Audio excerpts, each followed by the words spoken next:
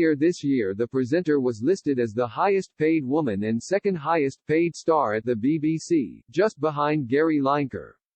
Since her earnings over the last year were published in July, Zoe Ball has spoken out about being the highest paid woman at the BBC. The former Strictly It Takes Two presenter has been the host of the Radio 2 breakfast show for just over 3 years.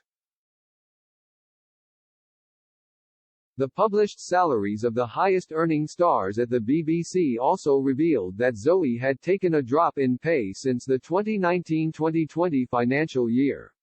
While she earned around £1.36 million in 2019-2020, the star's earnings dropped to around £1.13 million and then again to £980,000 in 2022.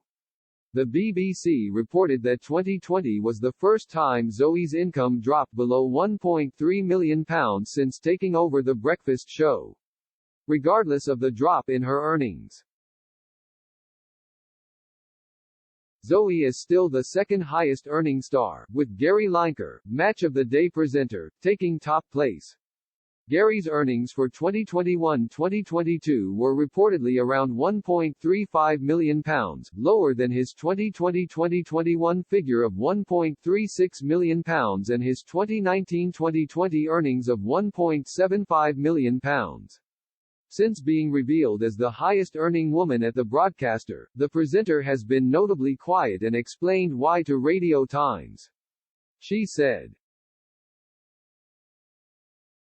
"I don't think it's something I want to wang on about too much at the moment. People are going through a tough old time. It's never an easy thing to discuss, but it's part of the job. And I'm very grateful." Following Zoe, the next highest paid woman at the BBC is Fiona Bruce, earning half as much as her radio colleague.